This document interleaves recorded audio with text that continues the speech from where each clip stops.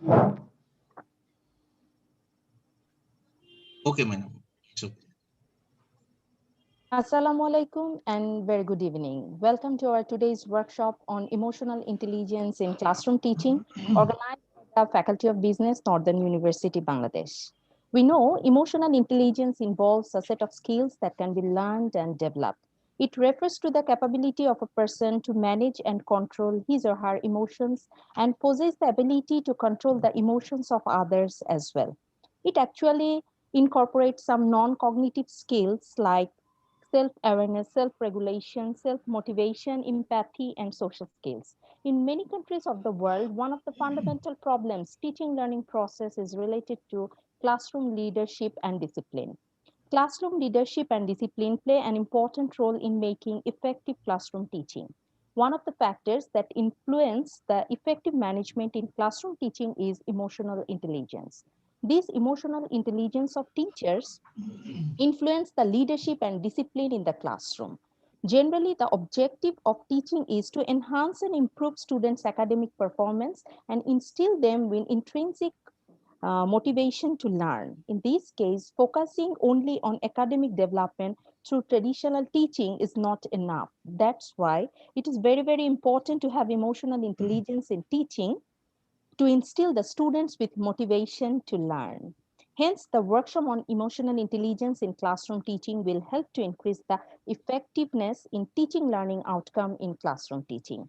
Today, all of these issues and key determinants of emotional intelligence in classroom teachings will be discussed and focused by our honorable guests and experts from different universities of the world. For today's session, our chief guest was our honorable chairman, Professor Dr. Abu Yusuf Muhammad Abdullah, Northern University, Bangladesh. Since he is very busy, so we will discuss about our other key and resource persons and obviously the guests. We are also very delighted and honored that 4 internationally recognized resource persons present with us who are going to share their valuable ideas in different key components of emotional intelligence in classroom teaching. Today, we have with us Professor Dr. Ajanta Dharmasiri, Director and Chairman of the Board of Management, Postgraduate Institute of Management, PIM, University of Sri Jayawardhanipura, Sri Lanka. We also have Professor Dr. P. Priyadarsini, Professor and Head Management Studies, Tagore Engineering College, India. Professor Dr. Arhan Sthapit, Professor of Management, Nepal Open University, Nepal, as well as Professor Dr. Ezaz Ahmed, Dean of Division of Business, Columbia College, South Carolina, USA. Professor Dr. Anwar Hossain, Honorable Vice Chancellor of Northern University, Bangladesh, will be present here as our session chair. Hopefully, he will join with us. Professor Dr. Nazrul Islam, Honorable Pro Vice Chancellor and Dean of Faculty of Business, Northern University, Bangladesh, is present today as the chair of technical session. Honorable guests and dear viewers, this is Farzana Chaudhuri, Senior Lecturer, Northern University, Bangladesh. Want to welcome you once again in our today's session. Today's program is divided into 2 parts. Now we are going to see first part, I mean to say inaugural session. At the beginning, may I request Professor Dr. Nazrul Islam, Honorable Pro Vice Chancellor and Dean of Faculty of Business, Northern University, Bangladesh, for his welcoming speech. Sir, over to you. Thank you very much. Respected resource persons of this web conference on emotional intelligence in classroom teaching, Professor Dr. Ajanta Dharmasiri is the Director and Chairman of the Board of Management of Postgraduate Institute Management, PIM, University of Sri Jayawardhanipura, Sri Lanka. Professor Dr. Priyadarsini, Professor and Head, Management Studies, Tagore Engineering College, Chennai, India. Professor Dr. Arhan, Sthapit, Professor of Management, Nepal Open University, Nepal. Professor Dr. Ezaz Ahmed, Dean of Division of Business, Entrepreneurship and Technology, Columbia College, South Carolina, USA.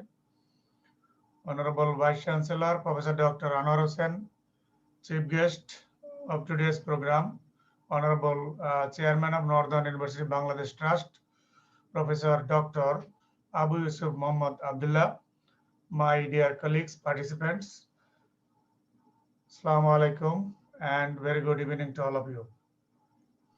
Walaikum assalam, sir. As the topics shows that it is on teaching, classroom teaching. And all of us here today connected here in this workshop are the teachers, are the faculty members of Northern University Bangladesh, and also some of the faculty members that are attending from outside. So as Ms. Farzana was telling that the emotional intelligence is very important in today's classroom teaching, where all of us are involved. You know, faculty members are with too many lessons, too many students are in our classes, and too many things are needed to do by the faculty members. We need to face the challenges like problematic students group in classroom, crowded classroom, demotivated classroom, and so on. So under these circumstances, how to continue our classroom teaching with highest level of effectiveness is a challenge, is a question in front of us.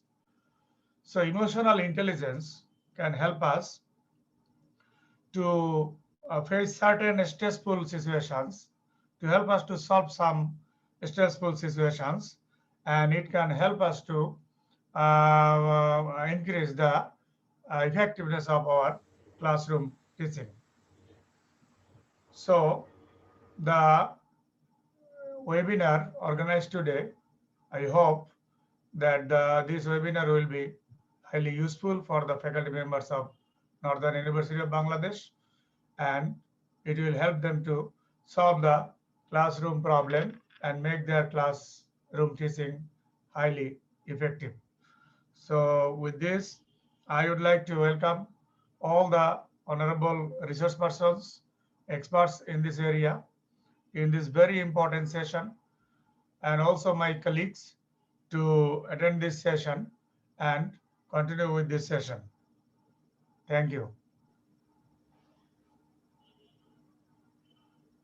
Thank you, sir.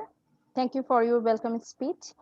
Since our honorable chief guest and session chairs are very busy, so I want to request our honorable Pro Vice Chancellor, Dr. Nazrul Islam, sir, to start the second session. Our honorable Pro Vice Chancellor, Professor Nazrul Islam, sir, will handle this technical session with you.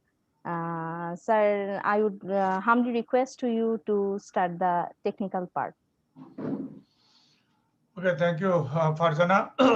As you know that we have 4 speakers today, and all of them are experts on this issue, emotional intelligence, and its use in classroom teaching. So at first, I am not sure whether Professor Ajanta Dharmasiri is connected here or not. Professor Ajanta, are you here?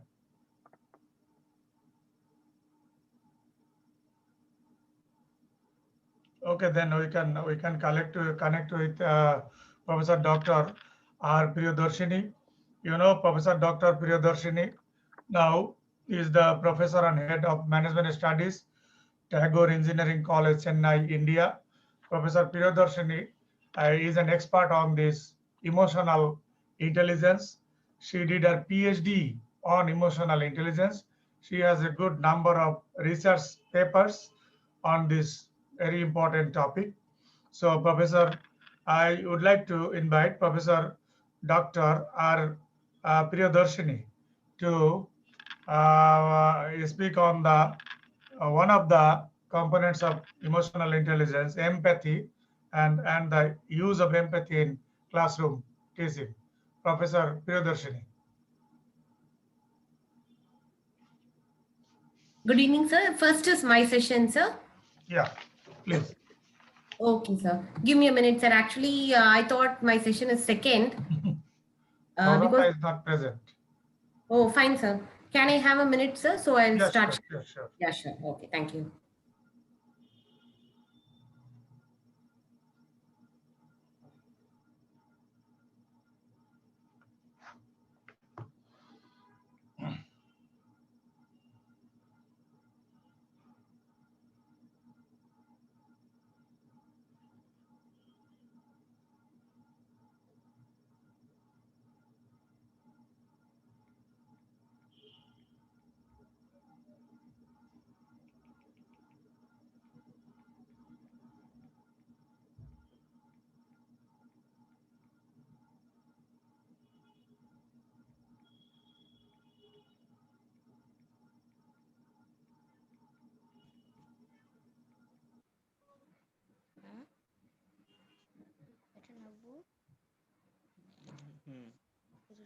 Sir, give me a minute. I'll share my screen, sir.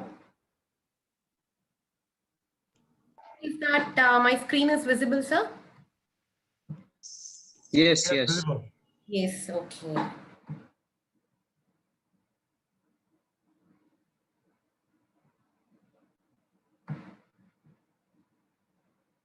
Okay. So, good evening to all the faculty members and warm greetings to the eminent resource persons present here. And it is my privilege to thank Dr. Nazrul sir for giving me this wonderful opportunity. So, and also the coordinators of the program, the coordinators were very wonderful in being in touch with us. So, thank you all. Dr. Nazrul sir, where I was fortunate enough to be connected with Nazrul sir. Very long back, he was telling that I wanted to do a program for our community of teachers. He was stating that they are the people who are facing lot of problems, lot of issues. So he said, I wanted really to do a program, and he gave this idea. That is, he was working on with this idea, and he just started this idea 2 months back. But it is great of him that he has implemented in real. So that is what is that leader is like. We not only have a vision, but how far, like, successful in implementing the vision. So congratulations, sir. And thank you, sir, for giving me a wonderful opportunity. And it is also, a sudden thing for me that I'm starting this webinar because my session was in second. So I thought like there will be an introduction for emotional intelligence, and mine will be for empathy for teachers. But this is also something sudden gift for me that you are giving a privilege to start with this session. So thank you, sir, and thank you, participants. So let us move into the topic. So today I was given a task of doing a very important topic to make everyone, that is to discuss on with the forum, how empathy as one of the component of emotional intelligence is very important for teachers. So that is a task given to me, and I believe that I'll be doing this task in a better way. So what is emotional intelligence? So as a teacher, we are all expected to be very good with intelligence level. Yes, so we are expected to be a professional, we are expected to be a PG graduate holder, and we are expected to hold a doctorate, and we are expected to do even a postdoctorate. So we are in an environment where we have to cope up with intelligence. So that is what is our IQ, that is our intelligence quotient. Is that can we say that alone is important for us to be as a teacher? No, definitely it is not so. So what is the other dimension we need for us to be as a teacher? So that is what is the dimension which today the entire forum is going to discuss. That is what is called as emotional intelligence. So what is emotional intelligence is, it is the ability to understand our emotion, and it is the ability to understand the other people emotion and how we handle it in a better way. So that is what is called as the emotional intelligence. So why we say it is a intelligence? Why we don't say it as a skill, emotional skills? No, it is intelligence because understanding our own emotion, we need an intelligence. So whether we are in a good mood or whether we are in anger or whether we are happy or whether we are not, whether we have a joy or whether we are in a sorrow. So there are 230 main emotions, which is stated in the research. So how do we understand our emotion and how do we understand other people emotion and how do we handle it? So now coming to the topic. So why is it very much for a teacher? So why it is needed for a teacher? So we as a teacher, we spend our average time of 10 hours out of the 24 hours in a day. On an average, we spend 10 hours with the student community. So you imagine the 10 hours in a week, we are spending 60 hours, and imagine in a month, we are spending 240 hours, and imagine in a year, it goes to 4,800 hours. So that is the time we spend with our students. It is more than the time we spend with our own kids and even with our family. The more than that, we spend more time with our students. So when we are dealing with students, it is not that we deal only with the roll number or we don't deal with only the name of the students. We deal with the emotions of the students. We deal with the culture they come from. We deal with the problems they bring to the college. So that is becomes important for a teacher to understand this emotional intelligence and to understand one of the dimension of emotional intelligence, that is empathy for teachers. So with this note, I would like to go to my session.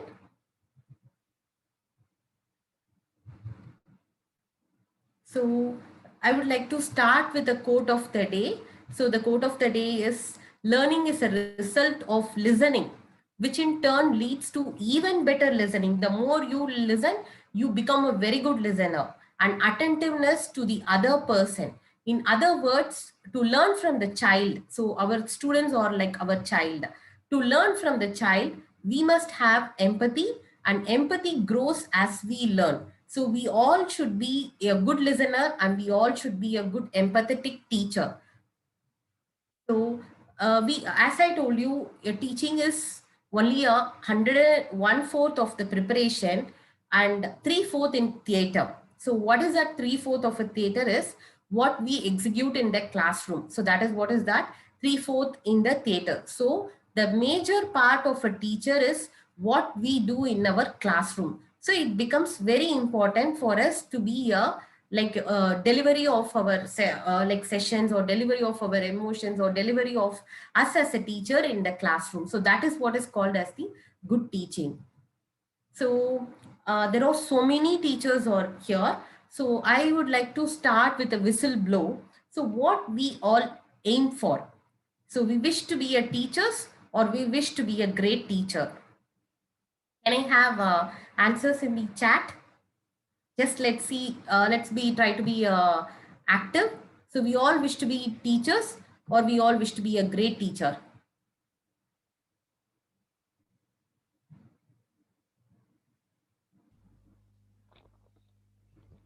Can I have answers in the chat box?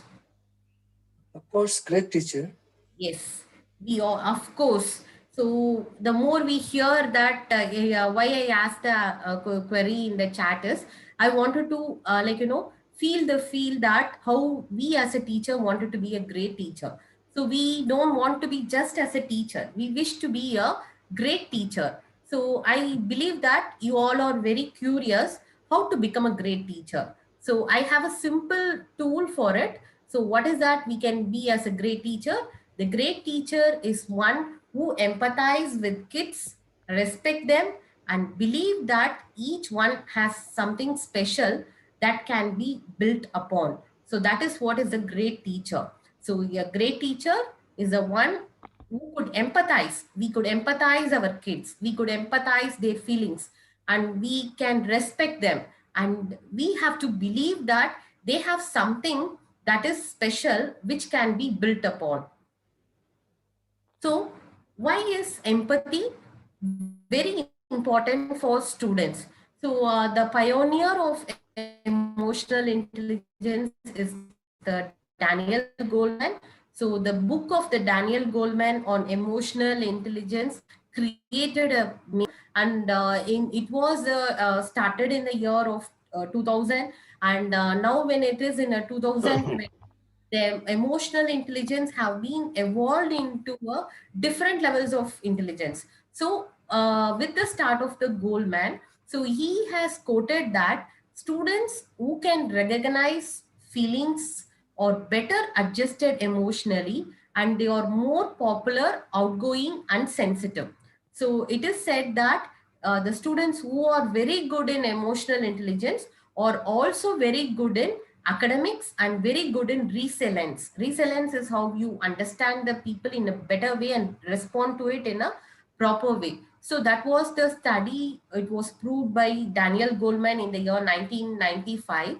So, but challengingly, nowadays, the research has stated that the students, the skill of emotional intelligence and the skill of emotions has gone down. So it is because of one of the major enemy and a major the giant which blocks them is the digital media. I believe you teachers agree. Yes. So now whatever is that, the students believe more on digital, and they spend more time in digital than they spend time in the communicating their feelings, or than they express their emotions. The major time they spend in digital world, so they are in their own world. So you have lot of benefits in social media, but the drawbacks of social media is where your emotional intelligence is going down. So the researchers have proved down that the students are focused more on digitals, so which affects their empathetic capacities. So it becomes very important for us as a teacher to bring out of it. And I would also like Times of India in India. Okay, it's a famous article, newspaper in India, the Times of India. So the Times of India has stated that every 1 minute, yes, 10 students commit suicide. Okay, so it was the a case which was reported recently. That is the suicidal rates of student community is increasing in the last 3-4 years. So something is very alarming. Even in this COVID period, what happened is here in our Chennai, there was a very serious suicidal issue of a student, where a particular girl committed a suicide in a village, where she was with so much of stress that she's not able to cope up the digital classrooms, and she was stressed that she was in the home and she's not able to meet her friends, and so that was the reason stated that she committed suicide. Okay, and the many studies have been done on the suicidal cases of students, and what was the reason it was stated is it is not the pressure of academics. We have to believe the fact. The research stated that it is not out of the pressure of academics they are committing suicide. It is not the pressure of peer groups they are committing suicide. It is not the pressure from the family. That is a final factor. But what is the pressure? They don't have someone to talk for themselves. Okay, so something is, when I studied it, I felt there was a bang on my head. The students, they feel that they don't have anyone to talk for them. They feel there is no one to hear them. So that is something, yeah, alarming issue, which was discussed as a very big case. So it is, I believe it happens throughout the world. And you take in Europe or in the developed countries, still there are more suicidal rates. And even in developing country, there are so many things. So as a teacher, we should take this responsibility. So that is what is a request I place to all the teachers. So as teachers, we have to take responsibility for our students, emotional level, and we as a teacher should be more empathetic towards our students, understand them and listen to them, and to make them as a better citizens. So that is what is that. So what is a very important aspect we can do it is through our emotional intelligence. And you know, the level of understanding of students, it is classified into 3 layers. So what are all the layers? It is the peripheral layer. So peripheral layer is what we know a student from the statistical information, like where they come from, what is the family income. So that is what is the peripheral layer. Secondary layer is we get to know about their parental attitudes and what are the aims of the children, and then the parental readiness for educational involvement. So these are all the secondary layer. And third, tertiary layer is like we get to know the real life of the student, the kind of family experience they have gone through, the family atmosphere, and what are the inclination of a particular student, and what are the tendencies, whether they are a very soft guy, hard guy, whether they are emotional or whether they are intellectual. So that these are all the levels of understanding of a student. So as a teacher, we have to get into all these levels to know our student community in a better way. So how do we do that? So we have a very yeah, nice measure with us. We always, as a teacher, we see that everything in an angle of tools, angle of the research. So we are with a very good tool, that is our emotional intelligence. And in that, which is explained as a 4 quadrants, and you will have other experts to discuss on different quadrants. And I am given with the quadrant of understanding your own self. That is what is the empathy. So what is empathy? Empathy is seeing with the eyes of another, listening with the ears of another, and feeling with the heart of another. So that is what is empathy. So you see with the eyes of another. So how do we see? So you can see that in this diagram.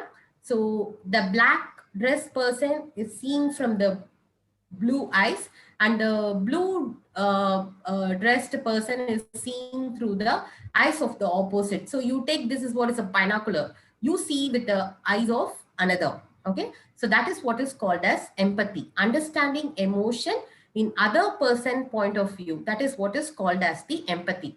So I just tell you with a small story. So what is that better way in understanding empathy is, you know, there was a fight between 2 prince. You know, you all know Kingdom Prince.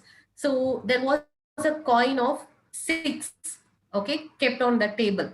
Okay, one prince was telling it is 6. Other prince was telling it is 9. Yes, so the 6 and other one was telling it is 9. Both of them were fighting, it is 6. While one prince was fighting, this is 6. Other prince was fighting, it is 9. They were fighting for so many days. 6, 9, no, 6, no, 9, 6, no, 9. Like that, they were fighting for so many days. What the child did is, it came and it turned the table. Okay, so they were able to understand the 6 and 9, how it is viewed in eyes of each other. So that is what is called as empathy. Putting yourself in someone's shoes, a very common definition of empathy. But as you're dealing with emotional intelligence, understanding emotion in other person point of view is called as the empathy. So we all know that there is a sympathy and empathy. So like, you know, we used to be like, think I'm very good sympathetic person, I'm very good empathetic person. So what is that, whether we should be sympathetic or whether we should be empathetic? So what is the difference between empathy and sympathy? So empathy is understanding the feeling of another. Sympathy is feeling pity for others. So what, as a teachers, you know, there was a research, why I'm just putting this in front of this forum is, there was a research which was conducted to understand how teachers are, whether they are empathetic or whether sympathetic.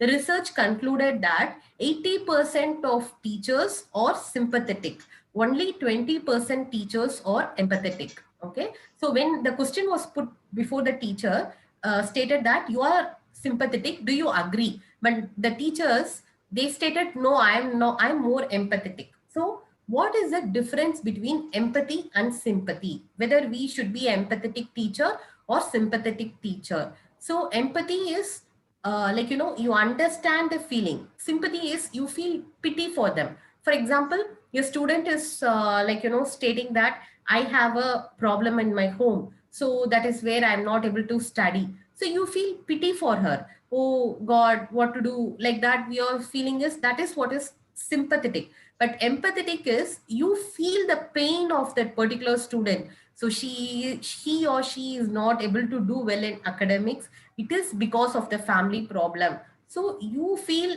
the pain from her point of view. That is what is called as empathetic. And the relationship. So sympathy is understanding of one's experiences and well-being. Empathy is personal understanding and care for another's struggles. You care for them. So when a student is stating your problem, you are giving a solution. You care for them. You tell them, don't worry, I'll help you. You come on, I'll make you study. That is what is empathy. The next level of sympathy. And empathy is positive and negative experiences. Both it is empathy. Sympathy is just pitying for a person for the negative experience. So you are just pitying for the negative experience. But empathy is scope is where you are turning it into a positive experience. Whatever the problem they face, you are turning out into a positive experience. That is what is called as empathy. So we as a teacher need to be more empathetic than to be more sympathetic. So a small example, empathy, sympathy is, I'm sorry that happened to you. Empathy is, I see your pain, I understand. And now we have to get into other angle, that is called as compassion. So only when you cross the empathy, you get the compassion. How do you need my help? So that is what is a compassion. That is the next level. So you take a, like, it is a diagram which states that compassion acts out of the intersection between sympathy and empathy. So a very simple diagram. So when something has happened, we say that, for example, the hand is broken. We just say, oh, that's bad. That is sympathetic. But how is that empathetic is, you hold the broken hand, you give your hand. So you make them feel that they are completed. So that is what is empathetic. Okay. Now coming to the types of empathy. So what are the different types of empathy? You have first type is affective empathy. So affective empathy, it involves the ability to understand another person's emotion and respond appropriately. So you are understanding their emotions. So that is what is called as affective empathy. Somatic empathy is where physical reaction in response to someone's problem. That is called as somatic empathy. So when someone is like, having a problem, you express it physically. I am also like, you get to that. That is somatic empathy. Cognitive empathy is, cognitive is thinking, where you are able to understand another person's mental state. The theory, which is the theory of mind. You are able to understand the other person mental state, what they are, which state they are, and how it happens, and what could be done. So that is what is called as cognitive empathy. So we have to follow all these three things: affective, somatic, and cognitive. So like, now I just told you about empathy. So you will all ask me, the next question is how to be empathetic, whether this empathetic can be learned, or whether I could attend a course for emotional intelligence, and whether I could increase my dimension. So we all get a question like that, whether I can attend a course and I can increase my emotional intelligence, or whether I could read a book and I can gain it, or by out of this workshop, at the end of the workshop, will I be high in EQ? Will I be high in empathy? So what is the answer is, it doesn't happen in a single day. It doesn't happen in one workshop, or it doesn't happen by reading a one book. So it has to be practiced. So how do we practice it? So first, a very important lesson we have to know is children learn more from who you are than what you teach. So dear all, please make a note of this. So what is that is, children learn more from who you are than what you teach. Yes, the same thing, which is that say, this is a very nice thing. Whether you want to be a good father, good mother, or a good teacher, the first thing what we should remember is than teaching what we are. So that is what is that is makes the children learn. So it is at our home, or it is at our college, or it is in our university, or it is with our students, or with anyone.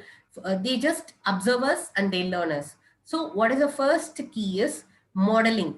So you model yourself. So first, every teacher has to model themselves. So we have to model ourselves as a good teacher. So we have to model our teaching point of view in the sense metacognitive, aware of our thoughts and feelings. So that is what is the dimension of this workshop. So aware of our thoughts and feelings, that is what is called as emotional intelligence. So you want to be a good parent, you want to be a good teacher for the children. The best way is you have to model it. How do we model it? By understanding ourselves and understanding our feeling. How could you do that? Through emotional intelligence. How could you exhibit it? Through your empathy. A very simple key and very simple tool for every problems in our life. And so what is that we do out of this empathy is being in whole with them to give them a lift. So this diagram, I think you could see it. So what we do out of this empathy, so you are giving a lift for our students. You are making them to come out of their problems. You are making them to come to their destination. So we as a teacher have an important role in lives of the students. So what we could do is we could make them to being in the whole with them. So what is that is a line which I have put is being in the whole with them. So you also get into the whole. So like, you know, you would have seen as a teacher, you would have attended a lot of workshops. They will be telling we are as a ladder, we are as a candle, teacher is a candle, teacher is a light, teacher is a like, you know, ladder, and so many things. But this, what is the concept is, when they are in the hole, you also go to the hole. Okay, you get into the hole and be with them, and you be in the hole also, you give them a lift. So you take out you take up their issues and you give them the lift. So that is what. And how do we do it? By understanding them. And what are all the ways? You can do it with affective, somatic, and cognitive. You can understand their emotions. You can understand the express it through your physical things, physical expression. So what is that somatic? Already I briefed you is you when they have a problem, you also show a sad face. Oh, okay, I understand. When they are happy, you show a very smiling face. I'm happy for you. I'm ready to help you. So that is all is that. And cognitive is you understand the thinking, you understand the mental state. So what is it? Empathetic education. So a very like, you know, a detailed slide is presented to you. So it is an ongoing education. So it is not like, you know, one-time lesson, but a continual focus, and it is woven in. So empathy competence or integrated into content, interactions, and not tacked on, and it is meaningful. So it touches the heart and mind. It makes me and we. And the goal is for students to adopt empathy. So it is internalized. It should be internalized, and it should be student centered, and it is for the student center, and it should respect relationship, and it is a empathetic leadership. So empathy is model, expected, and code. So this is what is the empathetic education is expected. So the final thing, so how we are to be a good empathetic teacher. So how are we to do it? As I told you, the first thing is first model it. So your students are watching you. So even when you think they are not, so we think they don't watch us, but they watch us. So we have to show compassion, positive regard, and understanding in the classrooms. So even in the halls, even in the cafeteria, even how you interact with other teachers. So this is a very much important point. That's what is called as model it. So we say that teachers are like celebrities, teachers are like personalities. So what happens when celebrities come, everyone look at them, right? So we as a teachers, we should be a good models for them, not only in the classroom, even when we go to cafeteria or when we interact with our co-teachers, or even when we when we are outside our university or our workplace. So what is the dress code we wear, what is the language we speak, and what is the way we carry on, everything is important. So that is what is modeling it. And try to communicate empathy. So we should be we should communicate, we should make them feel that we are there for them.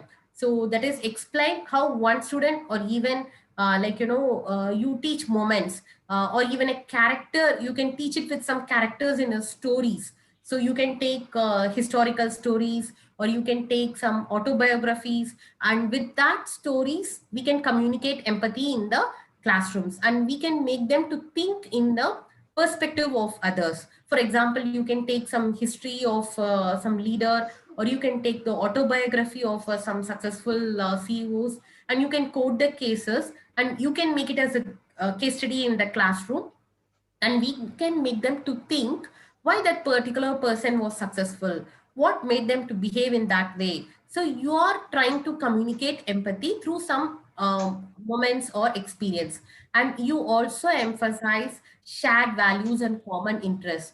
So how Dan highlighting about how learners are different, and you help them to recognize things which are common with one another. You make them to form as a groups, you make them to form hobbies, you make them to share the interest together. So what happens is you are able to understand the peer groups. So let us try to do that, where we make them to bring them with a common interest. Then we give them assignments alone, subject assignments.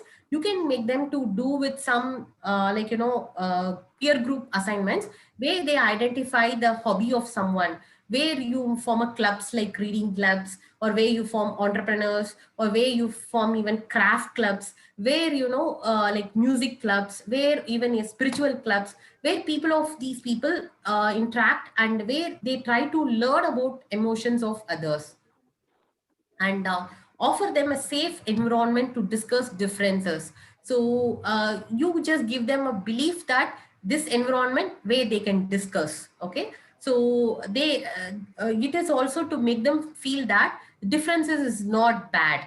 Okay, so we have to give them that belief. When someone comes with a difference between us and them, they say that your classroom teaching is a problem, or they feel that we are partial to one student. Don't just bang on them. So first give them a belief, give them a safe environment where they can discuss on any difference. So that is where we will be giving an open room for emotional intelligence to grow up among the students, and use self disclosure. So I think the other speakers will be talking about the self disclosure, self awareness. So in EI component, so use self disclosure. Self disclosure is where you express your own on a very positive way, or even the negatives you did, or something happened to you, you just express it openly. So share the stories or example about your own life. You can share like how you became a teacher, how you are successful, or where you have not been successful. So you make self disclosure, so that improves the the relationship between teacher and student. That builds up the emotional bonding between the teacher and the student, and create opportunities for collaboration. So make them to work in groups. So I believe when as a Montessori's, or when children are in kindergarten schools, they will always make them sit in groups, not in the benches. Okay, so you can see that they all will be seated in groups. The same thing we can follow in our universities, where we can make a forums where students can sit as a group, or where they can collaborate with some assignments, and where they can discuss the platform of knowledge, or platform of their grief or anything together. And what is the outcome of empathetic, or what is the outcome of emotional intelligence? What is the outcome Dr. Nazrul sir or the VC is planning out of this forum is? So we are, the emotional intelligence is planned for a forum where we could enable the creativity of a student, making them feeling safe, emotionally connected, and there is a good collaboration, there is a negotiation, proper negotiation, identifying the needs. So they get to know what is the need. So this is the outcome of an emotionally intelligent educational system. This is the outcome of an empathetic educational system. So we are aiming for this. Every teacher has to aim for it. And only when the students are creative, only when they know what is their needs, only when they are emotionally connected, only when they collaborate, we are able to bring a good student, and where they turn out to be a good worker, and where they turn out to be a good human. And finally, I would like to say, empower students, transform the schools, change the world. Let's all start with a simple tip of this empathy. So let us empower our students. Let's bring a change in the world. How do we do it? A very, very simple tool we have with us is our empathy, and it's our emotional intelligence. Thank you all. And the final thing I would say is, how you make others feel about themselves says a lot about you. So when you make someone happy, so that says that you are a very happier person. When you make someone feel good, it shows that you are a very positive vibe person. When you make someone smile, when you talk or when you come or when you say, it says that you are a very, very cheerful person. So let us all make the people feel good about themselves. Whoever we meet, let us spread this positive vibes. Let us give this positivity of emotional intelligence, and let us be more empathetic. So I place this forum to provide this ideas. And thank you, Nazrul sir, and thank you, participants, for being with me for these many minutes. Thank you all. Thank you. Any questions? Thank you. Thank you very much, Professor Dr. Priyadarsini, for pinpointing each and every aspect of empathy, which is also a component of emotional intelligence. What you wanted to say that we must be empathize to our students. You mentioned in your lecture that empathy is in fact seeing with the eyes of others, listening to the ears of others, and feeling with the heart of others. So if we can see our students from the eyes of from their eyes, if we can listen to our students from their ears, and if we can feel our students from their heart, then I believe that our classroom, we will be able to make our classroom more effective.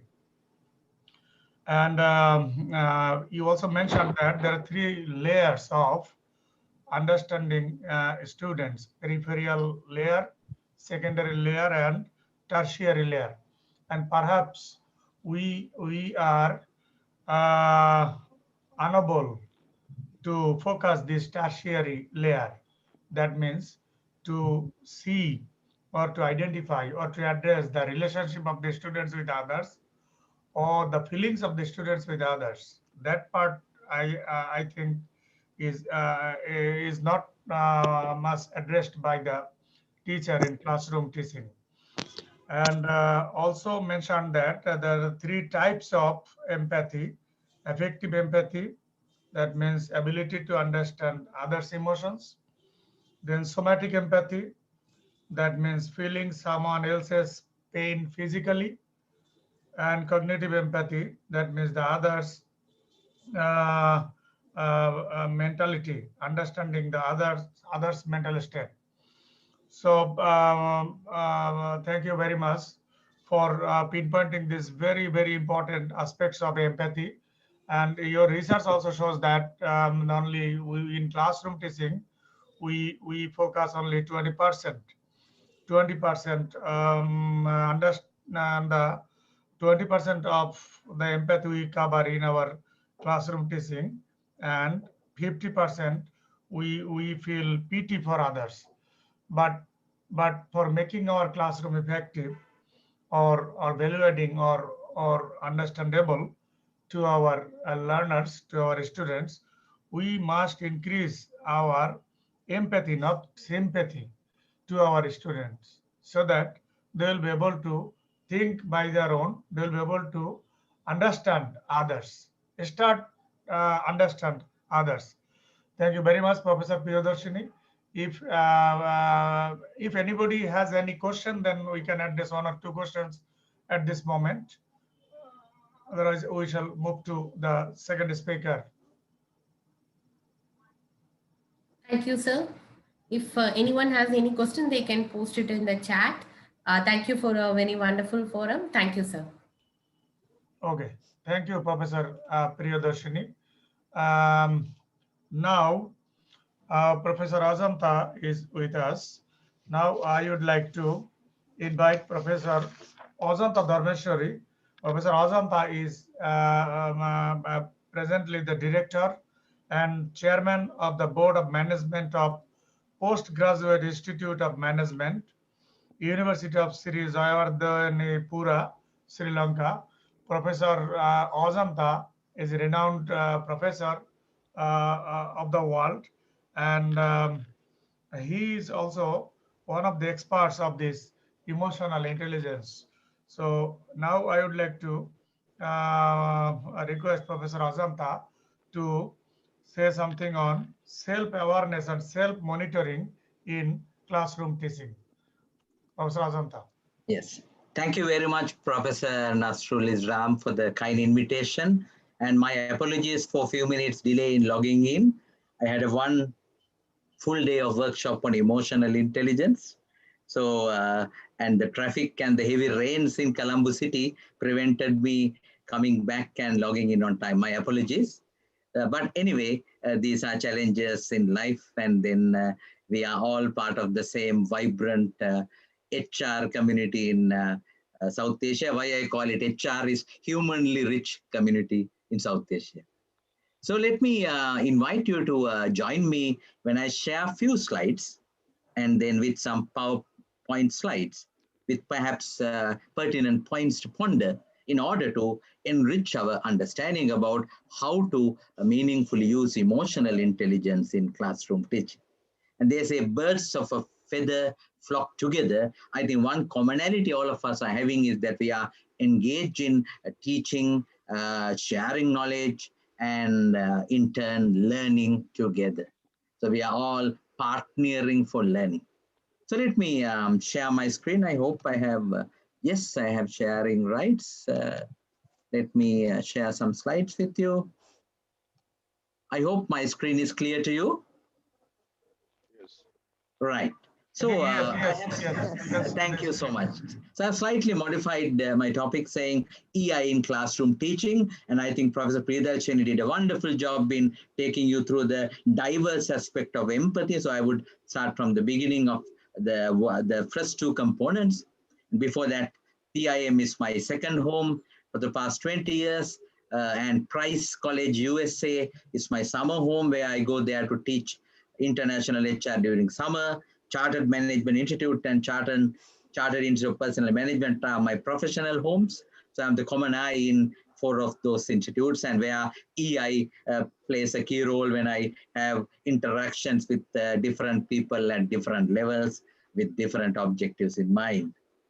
So these are my involvements in print media, electronic media, social media, local, regional, and global arena, including Bangladesh. I have my cherished memories in addressing several international conferences in Bangladesh. And recently, I did a virtual conference addressing as well.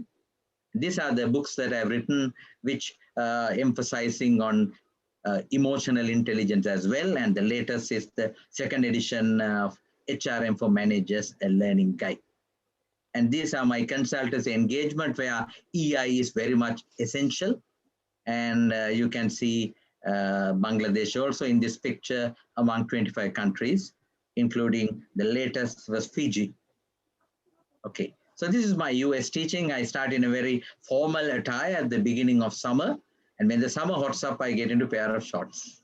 That's again demonstrating emotional intelligence in action, getting connected to people, empathizing with the hot weather, and then how people casually wear with regard to classrooms. Okay, so intelligence primarily means what? We got to be brilliant on basics. We got to build our discussion on fundamentals, I presume. The word intelligence comes from the Latin verb intelligere, which means to understand. We got to have a clear understanding, and it also means the ability to learn. So how can we extend this to cover emotions? And the evolution of awareness, to carefully look at it. First, the rational intelligence, where we associate IQ, and it's about the logical, mathematical, linguistic dimensions. Then came the emotional intelligence, then the ultimate one, where the whole being is considered is spiritual intelligence. So we are going to touch upon the middle one, the most versatile one, and perhaps the most practically relevant one to all of us, that is emotional intelligence. So the first, when the term came, people raised this question, is it a contradiction of terms? How can emotions be intelligent? How can intelligence be associated with emotions? And again, we see this issue in the world. People successfully pass the examinations, but they miserably fail in life. They pass exams, but they don't know how to succeed in life. That is the fundamental requirement, where IQ or rational intelligence is not enough. You got to have EI, emotional intelligence. This is equally applicable for teachers and students alike, for any sensible human being. So this is where Publius Cyrus said way back in 1st century BC, rule your feelings, lest your feelings rule you. This is applicable for a teacher. You got to control your feelings. Otherwise, you become a slave to your feelings. So one keyword we come across is feeling. And then, obviously, you can see different facial expressions. I hope you are not talking about me like this when I was late to log in. Any common word, obviously, that's our central theme. Emotions. I would break into two. Emotion, enabling motion, something that drives and propels you to move, to do something, to engage in an action. Enabling motion becomes emotion. So far I mentioned two words, feeling and emotion. How are they connected? Are they interchangeably being used? No, there's a specific meaning to a specific word. As teachers, we need clarity in front of the student community. I would argue these are some of the demonstrations. Angry versus hungry. So anger is something to do with your body. It is physiological. Whereas, anger to do something with your mind, that is more psychological, where hunger is something to do with your body, which is physiological. So it is both connected with your mind and with your body. It is something to do with your mental state as well as your physical state. So how do we connect? E equals F plus T. Emotion equals feeling plus associated thought. This is the simplest way of me connecting emotion and feeling. Take a simple example. You see someone coming right in front of you, and you get a feeling of little discomfort and feeling of little negativity, and your mind goes back and it reminds you that this person carried tales to your boss, and then that this person really worked against you out of jealousy, and you have the feeling and thought together, and you really get angry and wild. That is the emotion. So this is the fundamental way of looking at it. It's a mind and body connected to give an organized response. You might do that as a teacher, and the students will do that to you as your learning partners. So while not universally accepted, they appear to be 6 basic emotions: anger, fear, sadness, happiness, disgust, and surprise. If you look at these 6, it's very clear. There are more negative emotions in the world than positive emotions. Anger, negative; fear, negative; sadness, negative; happiness, positive; disgust, again negative; surprise can be neutral. So that's why the world is full of misery. World is full of suffering. Instead of joy, there's a lot of sadness because of this aspect. So we got to promote positivity. As teachers, I would prefer a teacher to be a radiator and reflector of positivity, being energetic, being positive, being enthusiastic. Otherwise, if you go in front of a student community with demotivation, frustration, and you inflict them with that negativity. So that is starting point. So this is what I really like. Antonio Damasio, a Portuguese-born American scientist, who said, emotions are bioregulatory reactions. It is something to do with your brain, the chemical reactions taking place in your brain. It's very easy from the literary point of view, from the story point of view. We associate emotions with the heart. And we look at the Valentine's Day and say the heart is involved with loving. But heart is just a blood pumping machine. It is your brain, the chemical reaction that is taking place in the brain that is important. And then comes these two joint researchers, John May and Peter Salovey, who says people who are high in EI are expected to progress more quickly through the abilities designated and to master more of them. So EI is nothing new. All great religious leaders were emotionally intelligent. They demonstrated emotional intelligence, but co-formulated as a management concept. What was there in the society is now getting branded, is getting focused, is getting highlighted as a concept. That's why we are interested in it. And then comes the famous writer, famous promoter, as Professor Priyadarsini mentioned, Daniel Goleman, a view of human nature that ignores the power of emotions. It's sadly short-sighted. So don't suppress emotions. Don't allow people to keep the emotions within them. They might burst out.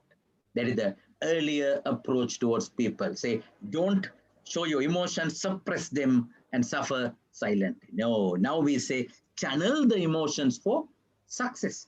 That's what's happening in the sporting world. If you look at the haka, the Maorian tribal ritual promoted by New Zealand rugby team, it is channeling their emotions for the kill, for the defeat of their rival team. That's what is there. Don't underestimate the power of emotions. Teachers have to keep that in the back of their mind very seriously. Emotions are important. Emotions are crucial. Emotions are significant in order to ensure lasting teaching experience. So I recall with happiness that I met Daniel Goleman. He's now old. I met him in Chicago 2 years ago, and he was asking how is Kandy in Sri Lanka. He has been traveling to South Asia a couple of times, and I have my admiration for him for his writing, immense contribution to promote the concept of emotional intelligence. So coming back, how did they describe it? Emotional intelligence as a capacity. That's why teachers are interested in it. That's why teachers are serious about it. So what is that capacity that he mentions? The capacity for recognizing our own feelings and those of others, for motivating ourselves and for managing emotions in ourselves and in our relationships. Two key factors, how to take care of myself and how to ensure the right relationship with others. So taking care of myself and taking care of my relationships. Stemming from this, if you focus on the red color words, there are 5 key components coming out. Self-awareness, being aware of yourself. In some of the religions, they talk about sati, See here, being conscious, mindfulness, living in the present moment. Psychologists say we carry two heavy bags.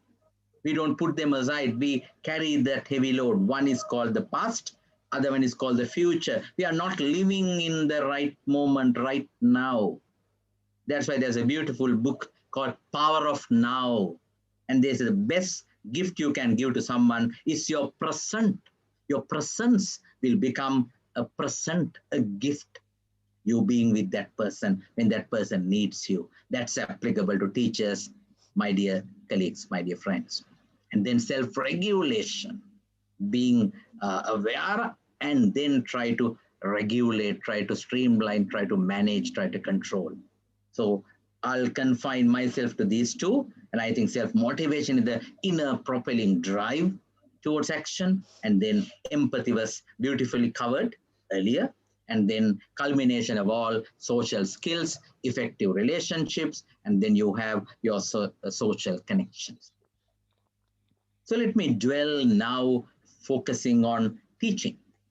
A teacher as a designer, deliverer, and a developer. Designer of a particular module, designer of a particular course, and delivering that particular module, and in turn developing the students with the right set of learning outcomes. So one key word associating with that is communication. You communicate, communicate, communicate. How do you demonstrate EI in communication? Obviously, you need to communicate with confidence. So I would always go in front of a class keeping this in the back of my mind. Honestly, I was inspired by what Saint Mother Teresa of Kolkata mentioned about priests having holy masses. So I adapted it for lecturing. I always tell myself internally, I tell to my inner being, this is going to be my first session, best session, and last session. Why first session? I'm excited. I want to do something refreshingly new. It's going to be my first session. It's going to be my best session. I'm going to excel myself. Excellence is exceeding expectations.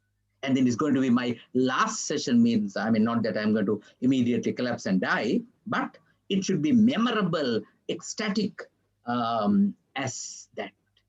So exciting, excellent, and ecstatic. As the first session, as the best session, perhaps as the last session. Of course, there's a sad movie about Last Lecture by an IT professor in Carnegie Mellon University, USA, who was diagnosed with the cancer and who died in a couple of months. He actually gave a last lecture that became his last lecture. I'm not referring to that.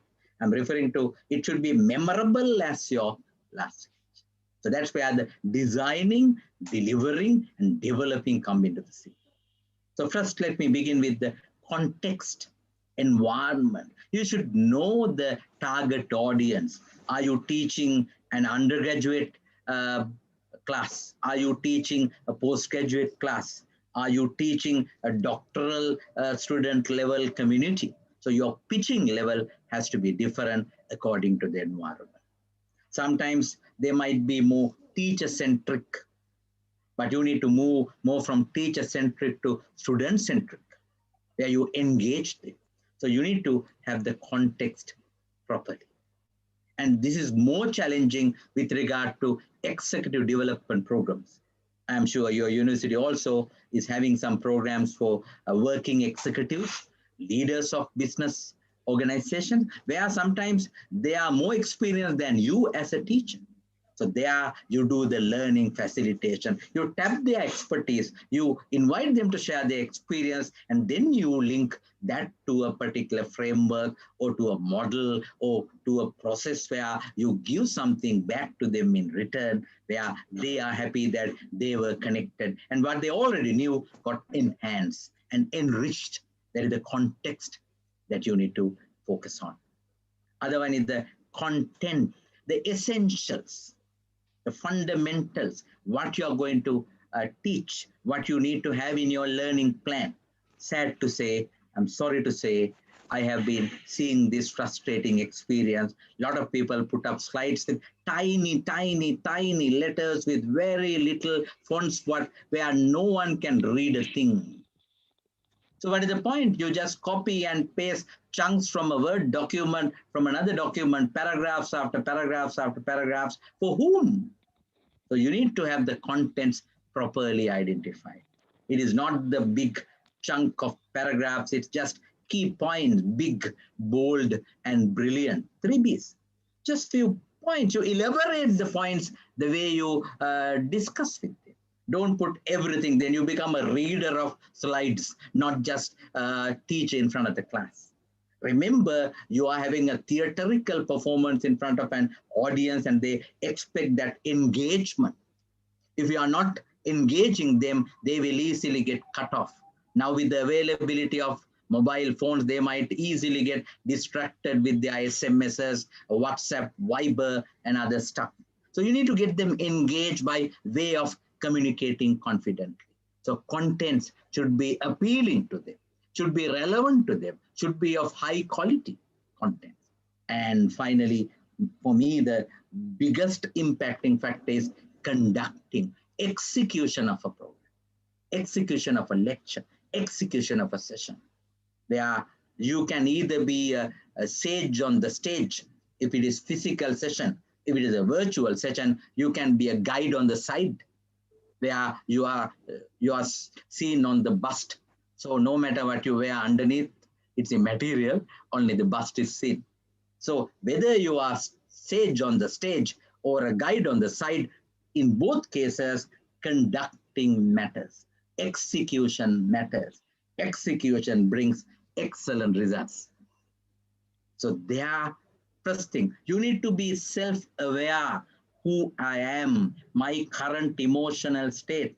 What are the things that I'm going to cover, the big picture in mind, the session plan in mind, the 3 key things that I'm going to deliver. At the end of the session, 3 key takeaways from them. Sad to say, sometimes we put points after points after points after point, and we miss the point. What is the central point? What is the real crux of the matter? What is the central theme around which other things are getting connected? We have multitude of points where people don't have 3 key takeaways. I'm very particular about at least, because 3 is a round number, so it's easy to remember 3 key takeaways. So you need to have the right context, you need to have the right contents, and you need to have the right conduct. Execution matters. And also, you need to be aware of the emotional state of the students in front of you. Are they fresh? I see the difference between conducting a session at the very beginning of a day on a holiday versus evening class for working managers where they come after a heavy day of work. A big difference of the energy level, a big difference of the refreshing mind that they have. So you need to pitch accordingly. So I had to put extra effort when I do an evening lecture where they had already been exposed during the day for a variety of things. So engaging them is a huge challenge. So I need to be aware of their mental state and my mental state, self-awareness. And self-regulation. You need to be conscious about your emotional level. You can't get you can't get angry and shout at them. You need to demonstrate your maturity. You need to demonstrate your way of conducting yourself. You might get angry about a particular behavior, but you can't react. As Stephen Covey says, responsibility. How do you respond to a stimulus? You see a student is sleeping. You see 2 students are having their own chat disregarding your session. It happened to me once. I saw this happening a couple of times. So I openly went to them and said, am I disturbing your talk? And the whole class started laughing. And then they were so ashamed. And after the session, they came and apologized to me. And I did not see that behavior thereafter. So I didn't blame them. I didn't blackguard them. I didn't ask them to go out of the class. I used humor. Humor is a very powerful way of demonstrating your emotional maturity and then ensuring that people are really engaged. So the power of humor. To whom should we laugh?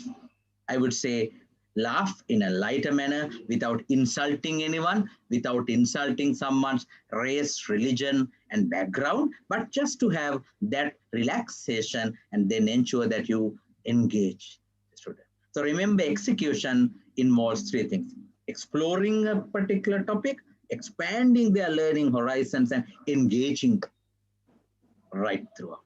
So conduct, context, and contents would ensure that you demonstrate your self-awareness and self-regulation. You might feel tired. When I feel tired, when my legs are paining in front of a class, I give them a question and I say, take 5 minutes, talk to your neighbor and discuss with your neighbor and come back with your answers. And I sit down and take a glass of water, and that gives me a rest. So because I'm aware of my energy level, I'm aware of my stamina, I'm aware of my level of focus, particularly if you have a sleepless night due to illness or some other factor. When you go fresh in the morning to a class, you have to be conscious that I was disturbed my sleep, so I should not put that irritation or that frustration in front of the students by shouting at them, by throwing things at them, by finding fault with them. No, that is the self-awareness of a teacher. So remember, you should be aware how to design, how to deliver, how to develop. So these are some of the practical things that I enjoyed and I experienced in Sri Lanka, in US with my summer teaching, and few other countries where I visited and conducted sessions, including Bangladesh. So it's a journey that we need to move on. So one key aspect, you got to be mindful about your mental and emotional and physical state, being conscious, being mindful. This is, for me, the key word I would strongly emphasize. Be mindful in every step that you take as a teacher. So the problem is we are not mindful, but we are mindful, full of a lot of things. Sad to say, with the digital phones, the smart devices, our mind is full.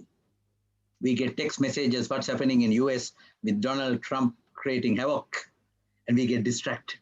So mind is full, we are not mindful. So shift from mindful to mindful. Mindfulness is a beautiful feature that you need to have in you, being conscious of your physical state, mental state, and emotional state.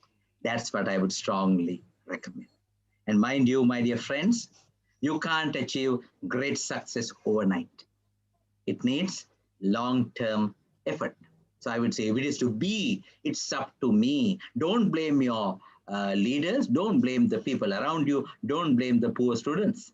It's up to you. It's up to me. It's a determination to strengthen our emotional intelligence. Apart from the rational intelligence, you got to be emotionally intelligent. Leaders should be 70% higher emotionally intelligent than others. That's what the statistics reveal. So teachers should have greater demonstration of emotional intelligence. So it's a journey. May that journey be truly an enriching, engaging, and excelling one. I wish you good luck. All the very best to all of you. You can visit my website. There are plenty of articles, video clippings, and other supporting materials for you to expand your horizons. And that's all I have got for you tonight. Thank you for inviting me. I wish all the success for the remaining part of this wonderful workshop. And I think it's not too late to wish a productive, peaceful, prosperous 2021, which is full of emotional intelligence to all of you. Thank you. Thank you very much, Professor Ajanta Dharmasiri, for pinpointing some practical experiences and emotional intelligence, and also for giving the formula emotions is equal to F plus T, feeling and associative thoughts, and also for being a good teacher. Teachers are basically play three roles: as designer, as deliverer, and developer. And they must be able to communicate, and they must have confidence to handle the class, to be effective in classroom teaching. Thank you very much, Professor Ajanta, for your valuable thoughts, expressing your valuable thoughts on emotional intelligence and classroom teaching. Thank you very much. Dear colleagues, now we are giving 5 minutes break because we have time constraint. So after 5-minute break, we are coming back. And then after that, we have two more speakers, Professor Arhan Sthapit and Professor Dr. Ezaz Ahmed. So we are coming back in 10 minutes.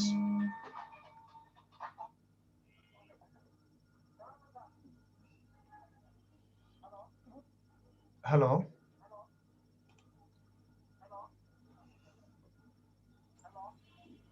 Assalamu alaikum, sir. So I just I want to end the session now, sir. Can I do this? Yeah, we are Okay, coming back in 5 minutes. So we are reconnecting after 5 minutes. Okay, sir. I just give the second session link in the chat box. Okay. So the participants, they can just click the link from here. Thank you, sir. Sir 3 ঘন্টার একটা Is it required 3 to ঘন্টার একটা আছে এখন কেটে যাবে এইজন্য আমরা সেকেন্ড সেশন শুরু করতেছি না ঠিক আছে ব্রেক দিতে ভালো কিন্তু আমাকে একটা জাস্ট 5টা মিনিট দিয়ে দেন পরে ব্রেক ওপেন হলে আপনাকে তো আগেই দিয়ে দেই স্যার হ্যাঁ ঠিক আছে আমি চলে যাব বেশিক্ষণ বসতে পারবো হ্যাঁ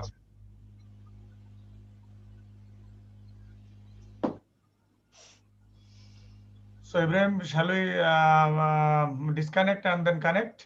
We are still connected, sir.